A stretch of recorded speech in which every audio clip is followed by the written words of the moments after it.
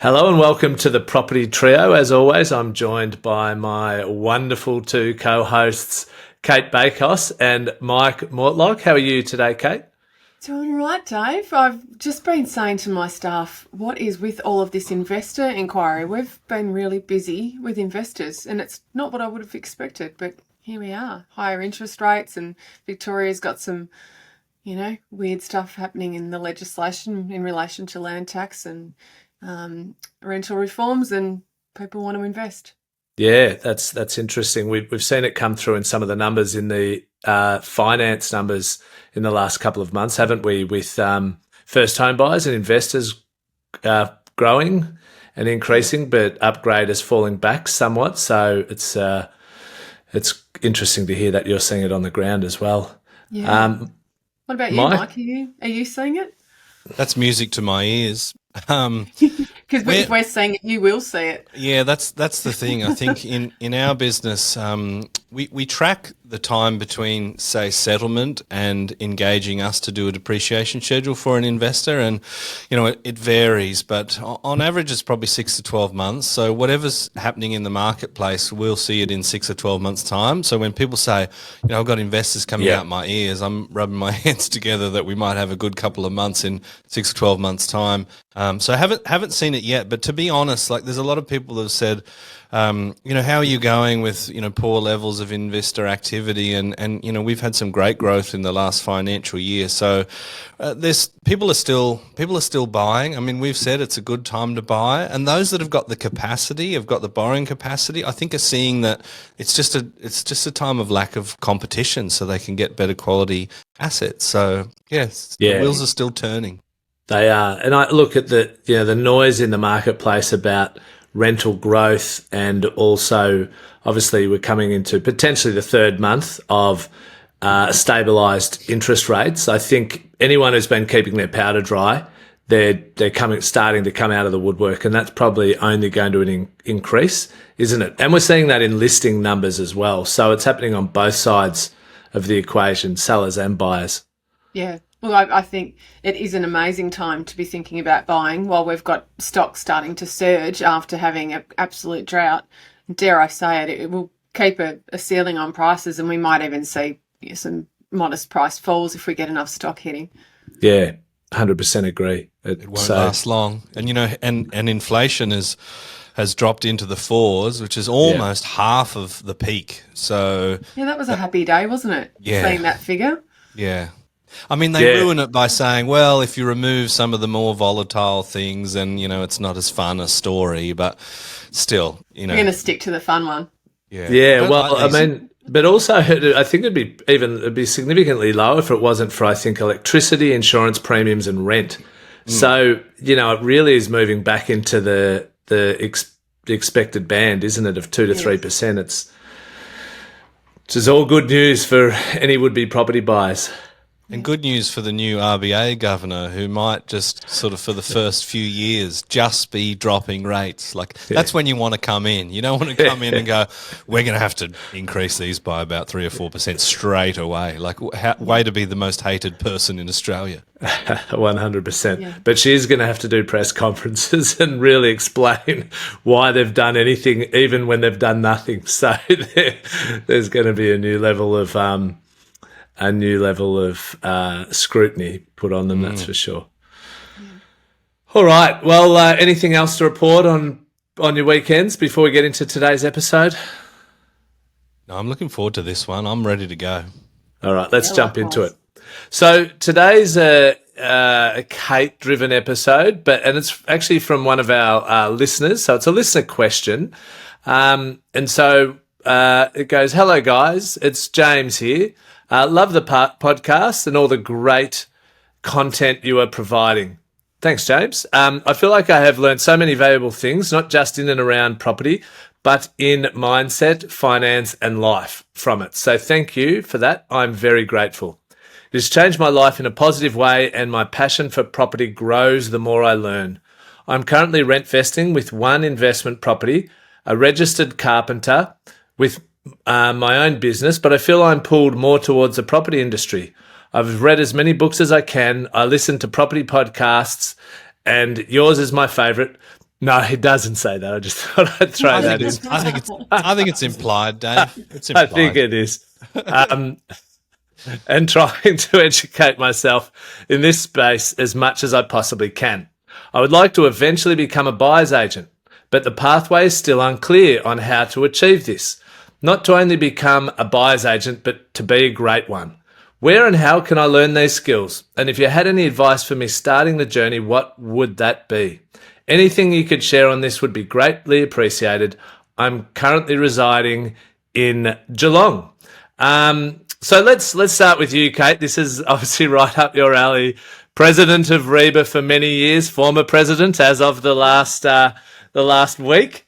How unique is this kind of request for you? Not at all. I would hear from people at least on a weekly basis that they're thinking of being a BA. Yeah. And, there's a portal online, Facebook group that Veronica runs, asking people who want to be a BA to join and chat about how to get there. And it's common. And the reason for that is, there's stuff on TV and there's a lot of advertising as well on Facebook and a couple of other platforms from people who are not necessarily helping people get introduced to this kind of role in the right way. But, there's a lot of talk out there and some people are dazzled by the income suggestion. Yeah. Others like the idea of, being active on the ground and helping people purchasing. If you've experienced the purchasing journey yourself and you think that you've got an edge for that and you want to help people, then that's an obvious driver. But also a lot of people think that we swan around looking at great properties and, drive fast cars and wear fancy clothes. And Well, you do the last two. fancy clothes. Yeah, and fast cars, a lot of you. I always feel underdressed when I catch up with a buyer's agent. Well, you don't come out west enough. Yeah, Common question, it really is. yeah. Have you got anything to add to that, Mike?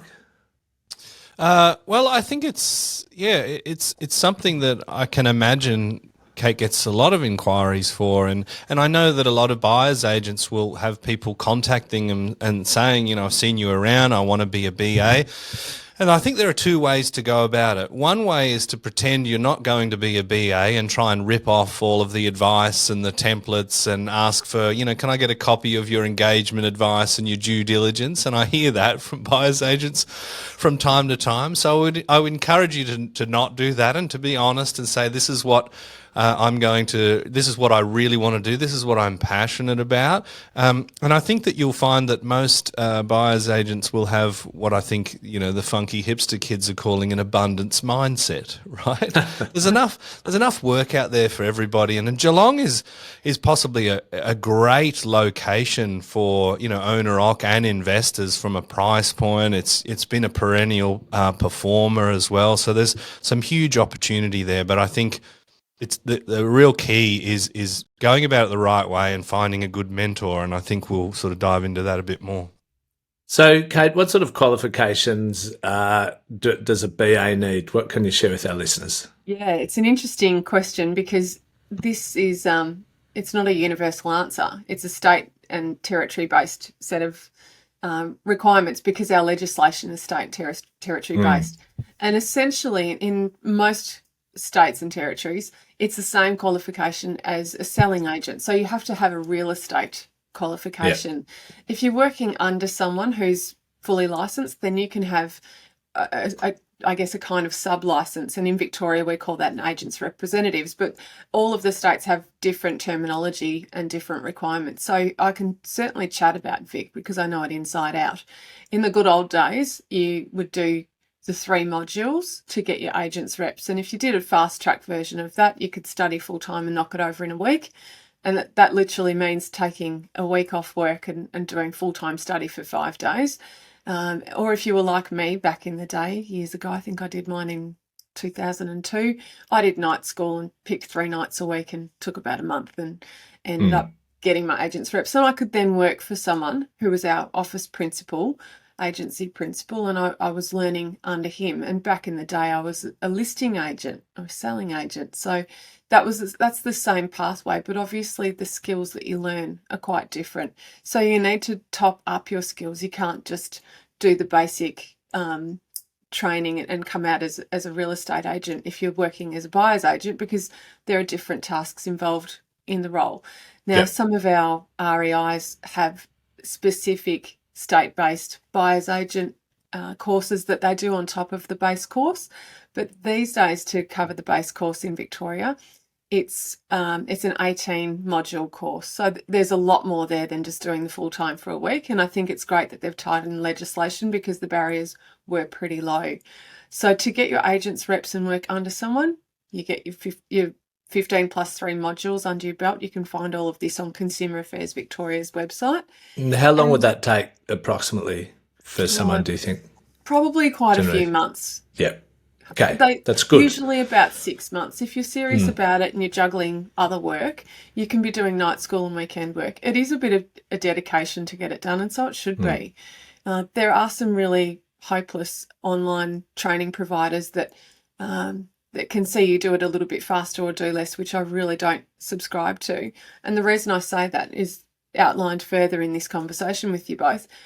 You absolutely are responsible for the things that you've been trained and you're meant to know. So you won't get insurance cover if you make a boo-boo and it's about negligence. So if you've done a Wheaties packet course and you haven't cared about learning what you're telling people or learning the responsibilities that you hold, you might not have insurance. And if you make a boo-boo in property and there's expensive outcomes, you can have a really expensive situation facing you in a legal letter, and none of that would be pleasant at all. So not that I ever want to put someone off being a buyer's agent, but understanding your responsibility and your legal obligations and the financial risk that you are potentially facing is really, really important. Now, in terms of running your own show, you can't do that on an agent's reps. You actually need to be a fully licensed real estate agent to run a business. And to do that in Victoria, you need to have your agent's reps under you and work for someone full-time for a year. And that's registered on the Business Licensing Authority website. So once you've had your full year of full-time and you feel that you're ready to go out on your own and you're fully licensed, that's when you can do so. I would argue, though, that 1 year working under someone is not enough. So whenever I've had someone that I've trained as a buyer's agent, the apprenticeship, that's what I call it. It's not an official apprenticeship, but it's the Cate Property Apprenticeship. It usually runs for somewhere between 2 and 2.5 years to get a switched on, committed, fully energised, licensed BA to be ready to handle their own clients. I'd say 2 to 2.5 years is a minimum. And I've chatted to a lot of other experienced BAs. They all say the same thing. And a credit to James too. He says that he doesn't want to just become a buyer's agent, but a great one. Yeah. So that's what he's talking about, and that's the advice, right? You can do your certificate, you can do a year of mandatory service, and then buzz off and start your own show. But if you do want to be a great one, you need to understand the value of mentoring from people that have, spent their whole lives doing it. Yeah, I don't think there's any profession that you can just step into and be an expert at once you've done some qualifications. And the tricky thing with a lot of these sort of financial or property advice roles and jobs, whether it's buyer's advocacy, mortgage broking, or other related advice roles, is there isn't a degree, and that's that you can go through, which is sort of what you understand with many sort of professional roles. And so people often think they can just do a course and then step in and do the job. And, like within our business, you need to work your way through the ranks. Ultimately, you need to learn the admin, you need to learn the advice before you can become a strategic mortgage broker or a property planner. And in the old days, a financial planner. And that, that's just like you said, Cate, that's a 2 to 3 year journey at least. And I think, by the time you've been doing something for 5 years, that's when you can start to get to a decent level. It takes time. It does indeed. So, Mike, what do you think is the biggest barrier to entry for many who find this exciting but can't manage the transition? The study's going to be a big one, right? Because you do have to balance that around earning income. Now, let's say you've got a $10 million positively geared property portfolio, you can chuck it all in and just be a full-time student, right? Most people aren't in that situation. So you need to be able to prepare for that, and it can be a little bit arduous. I know the degree that I did, there were parts of it that I just hated that don't really apply to what I do on a day-to-day basis. So you've got to pay your dues and you've got to take your medicine in that regard. I think also one of the big issues is that people that get to the point where they realise property is a passion is probably because they've bought a couple of investment properties or they've bought a couple of properties for themselves. So they're probably quite financially established. So their salary might actually be a reason for them to be going, oh, this is kind of a risk, because if you're going into it, a lot of the BA world sort of works on commissions. Maybe there might be a base, but the safety net isn't there such that of someone that works, let's say, as a carpenter with their own business. There's plenty of work out there, right? So that's something that people need to really be considering. And then you are also, if you're wanting to start your own buyer's agency, you're running a business. Now, when I started my business, it's because I wanted to sit in a dark corner and drink Shiraz and do commercial asset registers. Now I don't do any of that. I run a business with people and have HR and do podcasts and that sort of stuff. And there's parts of that I really love, and maybe even more than doing depreciation schedules, dare I say. But there's also parts of it you kind of go, this is just what it is now. This is the organisation. This is the business that I built. So I'd encourage people to consider that aspect of it. If you really just love property and buying property, then maybe owning your own buyer's agency business is not the right thing for you. And there are plenty of examples of people that are really highly respected individuals that aren't actually owners of the business. So that's something to consider as well. Yeah, 100%. Cate, you know a lot of buyer's agents, and you've seen some come and go. What do you think are the elements of the job that some buyer's agents can't cope with? Okay, 3 things. The top 3 things: the hours, and the hours. Kidding. But you know what? I'm not kidding. It's a really hard role from that point of view.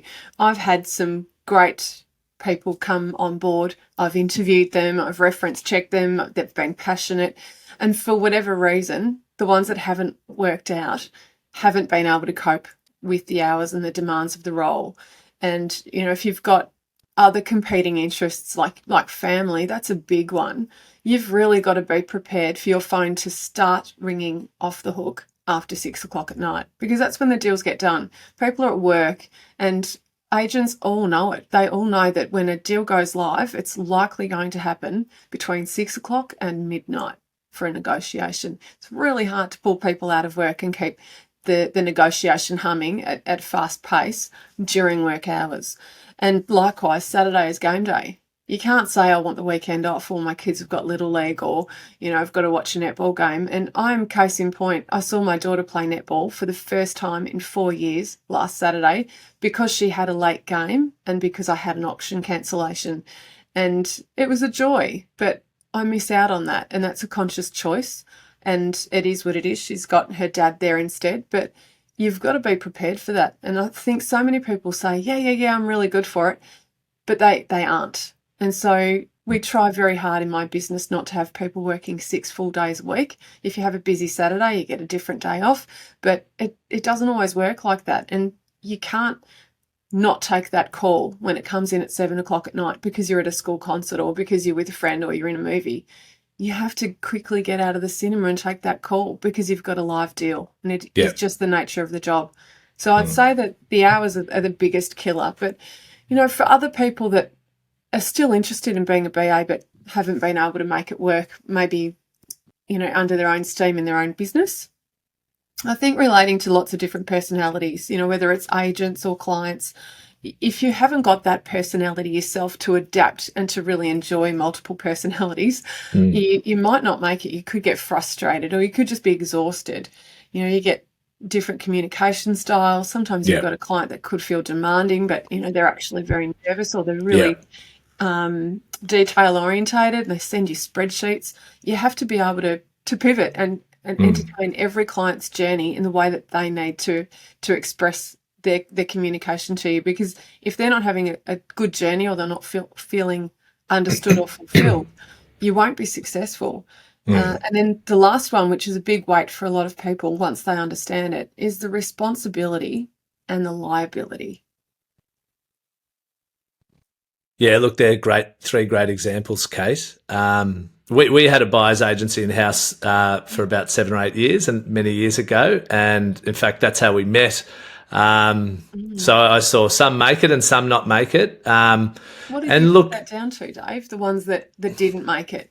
Yeah, look, I think your first point, the hours are certainly a big part of it, and working weekends is a unique element of buyer's agency. But, look, having had in my business mortgage brokers, buyer's agents, financial planners and property planners, I've sort of broke it down similar categories to what you've just said, Cate. I think, it's a combination of what goes into the role. So there's the hours, and it's, there's the added element with buyer's advocacy of weekends and taking calls and, negotiating deals late at night. Yeah. You have to do that. The other roles you can get away with not certainly working weekends and later at night at times, and do it when you choose rather than when the client chooses or the situation does for you. So that is one unique element. But, you've got to become a subject matter expertise, and not everyone has the dedication that comes with being a knowledge leader in your area of expertise, and then staying ahead of the curve as the market changes. And that includes embracing changing technology nowadays.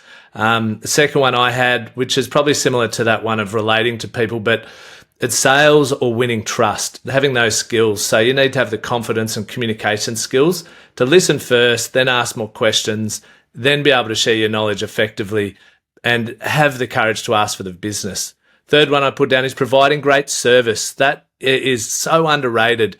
And, the dedication required to provide great service is significant. And it goes to emotional intelligence and being responsive, 24/7 or at least 16/7 if you get 8 hours sleep.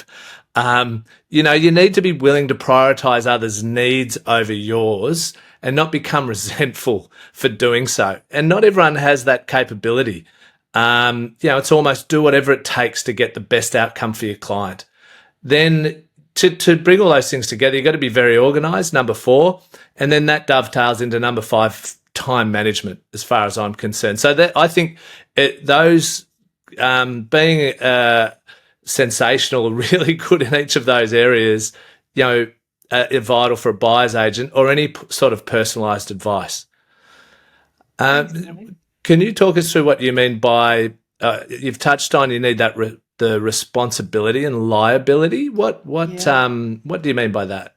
Well, unlike a selling agent who their job is to sell a property, make it a seamless transaction, get the best price, but they've got to find a buyer for a property. But that's where it starts and stops with that property. They obviously have to understand it and answer all questions honestly and be knowledgeable. But they can sell a property to any buyer who accepts that they're taking on that property. And there's a saying, caveat emptor, which essentially means buyer beware. So the buyer does all of the analysis and all of the due diligence that they need to do to satisfy themselves that they're buying the right property. But if they miss something or they don't do it, it's not the agent's problem. The agent has sold them a property and they're not on the hook. As a buyer's agent, though, we are paid to cover off the risks and to present the property that we've fully assessed. So we are responsible for buyer beware. We're representing that buyer. And so all of our due diligence conducted and all of the risks have to be fully expressed to the buyer in a way that they understand it. And if we don't do that, if they buy something that they can't do what they planned to do with because we've missed something, we've got a problem.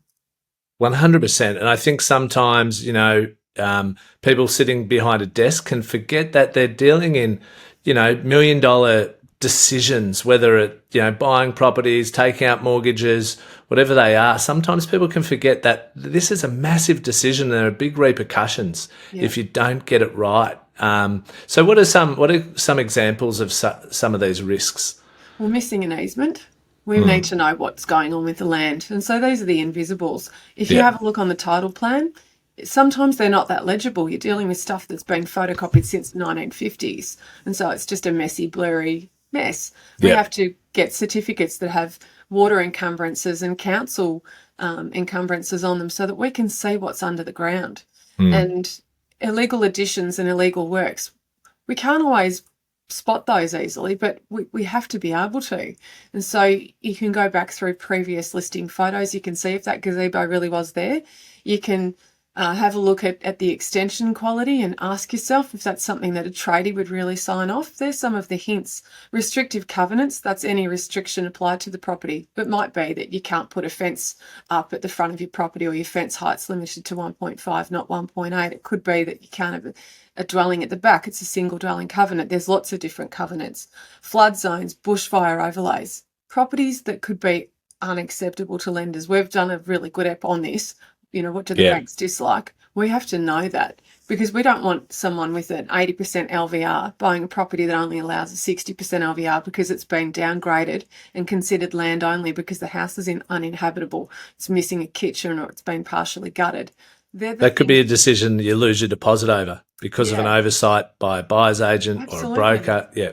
If you can't complete the deal because of a buyer's agent's mistake and you lose your deposit, and then the vendor can't get the same price and they sue you for the difference, well, you're going to look at your buyer's agent and they're probably going to get a legal letter. So would the insurer, who the buyer's agent has insurance coverage from, will they consider that negligence? They may well do. If you haven't demonstrated that you've looked for these risks. So it does sound scary, but it should, because you've got to understand these things, don't you? Yeah. And, I would spend the majority of my time researching due diligence in front of my computer. I spend a smaller portion looking at properties than what I do researching and talking to people.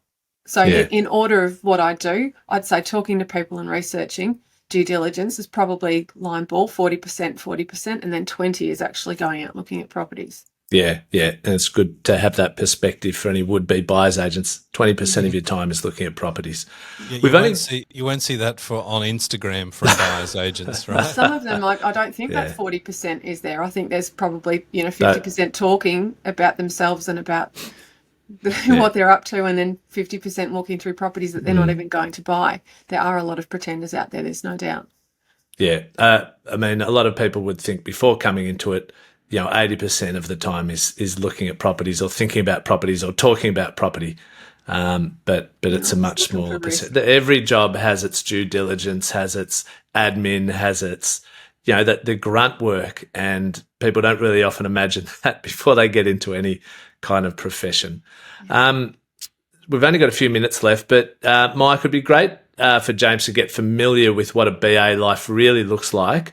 Where do you suggest James could start? Well, I think we've done a pretty good job of giving him a rundown today. So definitely listen to this. Listen to this twice.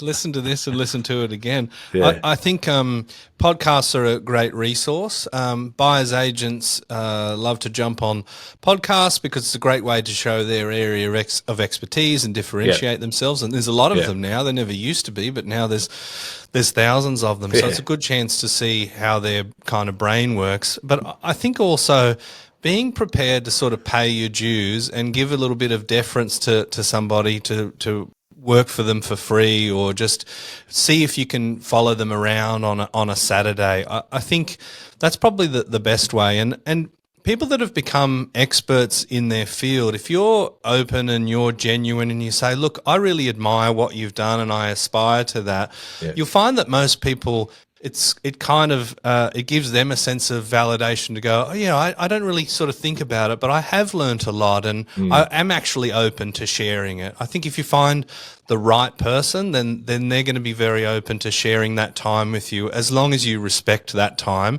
and they don't get a sense that you're just jotting all this down to become a competitor. Yeah. Well said. So we're sort of into our last minute before we move into gold nuggets. Cate, is there anything else you'd like to share before we move into our gold nuggets? Yeah. Look, I think someone with the right intention and lots of passion and a willingness to step to the side and, earn significantly less while they train and learn, they could be a fabulous buyer's agent. So it's such a rewarding career. I absolutely love it. But some of the mistakes I see, I've just got a handful here, which I think are important to share. First mistake, doing rubbish courses that don't actually teach all of the DD and important legal aspects of the job. I mean, if you want to do a course that teaches you how to market yourself, that's all you've got down pat. You're marketing something that could be a giant liability. So making sure that you get proper training and learn about DD is really important. Expecting to make 6 figures in a year is rubbish. And I would happily tell anyone that claimed it's possible in a legal and safe and responsible way. I would say I'd call. You mean in year one? Yeah. Yeah. Expecting that you can be a good part-time BA, again, I call BS. I sometimes struggle to find enough hours to be a full-time BA with 100 hours a week at times. That's a bad week for me, but it has happened before. Going out on your own with no experience, I think that's a red flag and a massive risk. And assuming that you can have weekends and nights off. I think if that's your assumption, unless you've got an amazing business partner that's happy to do all the legwork, it ain't going to happen.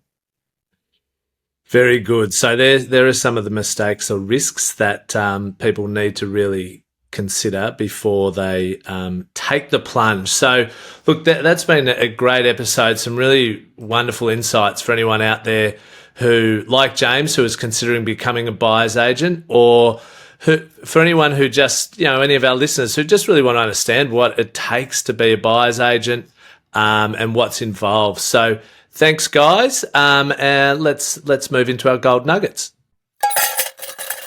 Now it's time for us to go mining for our gold nugget property tip of the day. Look, Cate was talking about the due diligence and the importance of getting that right. And I've studied a little bit of law, and what I learned that I think is important is that you can't disclaim away your area of expertise. So people might kind of say, oh, you can't rely on this, blah, blah, blah. So I can save myself, I can save my lack of experience by saying you can't rely on this for you can't rely on me for X, Y, Z.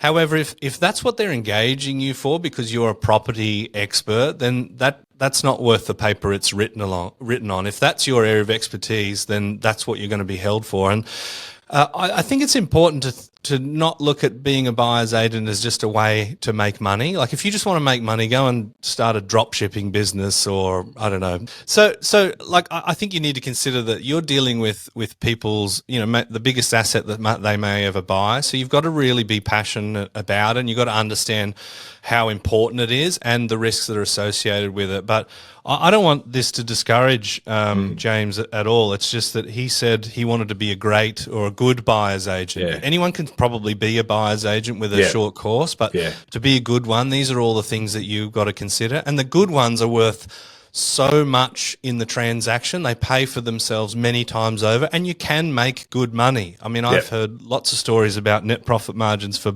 buyer's agents, and the good ones, they make good money, and it can be a great career, but you've got to take it pretty serious. Yeah, 100%. I think, expect it to be bloody hard work. Just like doing anything, any profession at the high end, it's hard work. And, if you go in thinking anything other than that, you're going to be disappointed. Cate, what's your gold nugget? My gold nugget are the 3 ingredients for a great buyer's agent. And I use the word great because if you've got 2 out of these 3, you might be a good buyer's agent. But if you've got all 3, you'll be a great buyer's agent. First one is commercial grit. You need to be able to negotiate well and stare someone down and have a fire in your belly to get it right. And that takes patience as well as being prepared to be tough. The next one is an analytical ability. You've got to be great with spreadsheets. You need to be able to sift through data. Particularly if you're talking to investors, you need to be great with data and numbers. And then the last one is really high EQ. You have to be able to put yourself in someone else's shoes and relate to them. You can't just be slick at sales or have all of your, what do they call them, when you've practiced all of your rebuttals. Old school. I hate that word. You can't teach someone to relate to people. You can teach people to sell, but you've got to do more than sell. You've got to relate to people and know when you shouldn't be selling and be able to say to someone, you shouldn't be buying. I think the best legacy that you can leave is being honest with someone when you've stood in their shoes and listened to them and you understand what they're trying to achieve and you're not thinking about yourself. So if you can string all of those 3 attributes together, you'll be a great buyer's agent. That's all it takes. Yeah, so easily said. Yeah. I'm looking forward to the episode of I want to be a quantity surveyor. I don't think it's going to happen. Yeah, we went to an open day on the weekend, my daughter and I wanted to go over to the property section of the commerce faculty. And she's like, oh, do we have to go? And I met a lovely chap there. He was quite happy to have a chat with me about what's in their course material. And there was a lot of focus on construction. And then she said, what about this, Mum? What's your degree called again, Mike? Construction Bachelor management. of Construction Management. Yeah, she said that. She said, I'm not bad at maths. What do you reckon? I said, you're going to talk to my friend Mike about that. Don't do it. No. Career. I have fun. Career guidance definitely from do Mike that before Mortlock. selling narcotics on the street. That was bad advice. Dave, have you got a gold nugget? Look, I think probably most of the things you've touched on, some of the things I said already. Like when we interview people, it's almost like trying to scare them out of the job. Like understand the hard work that's involved, and if you can wrap your head around that, and understand what goes into being a great buyer's agent or strategic mortgage broker or whatever it is, property planner, and then you still want the job, then let's keep chatting. So we've all had certainly in our businesses, Cate, you get people reaching out to you wanting to be this and wanting to be that and stars in the eyes. And we've trialled over 19 years many a person who wanted to change career exactly like this, and nearly all of them didn't work out. So you've got to do it gradually. You don't learn these things overnight. Yeah. And it's no different to any other profession. It takes time. We're still getting better 20 years, 25 years down the track, aren't we? Yeah. So, yeah. I've got a quick question for you, which is relevant. The idea to do an apprenticeship with someone who's running a business like mine, that's an enormous opportunity for someone who, like James, is really keen to learn the craft. But why do you both think that's a really hard role to get? The barrier to entry to starting your own business is too low. We sort of already talked about that, right? Yeah. I think it should be a lot higher. I think there should be a property degree. I mean, there's a valuation degree. Perhaps that should be the minimum standard or a variation of that. But if you've got someone that's entrepreneurial and all they want to do is learn their trade craft so they can bugger off and start a business that's in competition with you, then, how much effort are you going to want to put into them? Yeah. So the fact that they can come out and be a competitor is an issue. But I was just thinking about this question because you put some notes on it, Cate, but it's possible to draft up a legal arrangement to say, look, if I come on board with you on this apprenticeship, then I'll, sign an agreement to say that I won't start a competing business within X, Y, Z. There's probably ways to make an agreement to take that sort of risk away from the trainer, would you say? It's very hard to enforce that. I'm not so sure about that. Clause. Yeah. And, a good and then you've got to go through all the effort. Truck through it. Yeah. And the reality is, do you want to start your relationship? Restraint of trade. Yeah, I don't like starting that. So whenever I have new starters, I don't have restraint clauses because I've always thought if they leave me, they're leaving for a reason. It might be that they were absolutely ready for it and it's the right thing for them. It could be that I was not a great fit for them as a boss. You want to think that this has, a fair amount of years on it when you take someone and you work with them. You don't have an arrangement that binds them to you for 10 years. But likewise, you don't want to train them up for 1.5 years and then they've hung their shingle. So I'd say to anyone, if you are a genuine flight risk and that's your plan, well, your future employer will smell that when you're having an interview with them and they won't want to take you on. But if you're really serious about being a great BA, I think the best advice I could give someone like James is if you're talking to someone, work out an arrangement financially that works for you so that you are with them for a long time. It might be that by the time you're running with your own client files, you're getting the vast percentage of the revenue that you're bringing in. Because if you're not getting over 50%, well, then you might be looking at going out on your own. So you've got to have those honest conversations, but give them confidence that you'll be a great team member, you'll learn a lot, and you'll stay. I think you're right. People will be able to smell the intention. Yeah.